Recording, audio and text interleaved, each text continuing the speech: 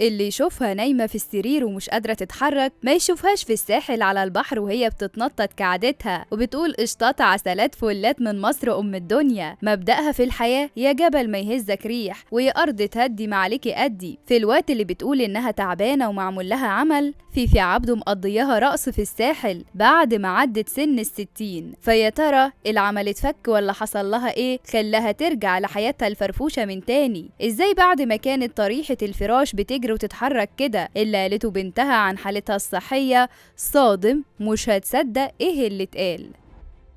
فيفي عبده تختفي من الدراما طول السنة وكمان البرامج، لكن ما يمنعهاش عن الجمهور إلا الشديد القوي. دي لو غابت ساعة واحدة عن الجمهور دماغه تروح وتيجي، وبتكون اتعرضت لأزمة صحية وتطلع تحكي للجمهور إيه اللي حصل. ما هي فوفا بقى بوسطها أحمدي خالص، ده بتظهر بدون ميك اب وبلبس البيت عادي، وتشوفها في الفيديوهات بترقص تقول دي فيفي عبده. معقول يا شيخ قول كلام غير ده؟ فيفي عبده من أكتر الفنانات اللي بتخاف من الحسد والعين، وصرحت كتير في حوارات ليها عن الموضوع ده، وده طول مشوارها الفني. وقالت انها استخدمت كل حاجة علشان تمنع الحسد ليها، ولكن مفيش فايدة. ده حتى اللون الازرق ما بقاش ينفع معاه. بس ده كله كان تصريحات وكلام لحد ما حصل لها تعب شديد جدا الفترة الأخيرة، واكدت ان ده عمل معمول لها انها ما تتحركش وتفضل ملازمة السرير. بدأت تحس بصعوبة في الحركة ورجلها تقيلة، وبعد ما لفت على الدكاترة اكتشفت انها عندها مشكلة في ظهرها، وده بسبب الغضروف، وعملت عملية في العمود الفقري وخلاص هتدخل لعملية ظهرها. اكتشفوا تعب في قلبها وعملوا لها فحوصات تانية، وهي بقت مستغربة من كل اللي بيحصل لها في وقت واحد. ورغم ان اي حد ممكن يحصل له ابتلاءات واكتر من كده كمان، ولكن فيفي عبده مقتنعة بان كل اللي بيحصل لها ده بسبب الحسد، وان حد عمل لها عمل. وقالت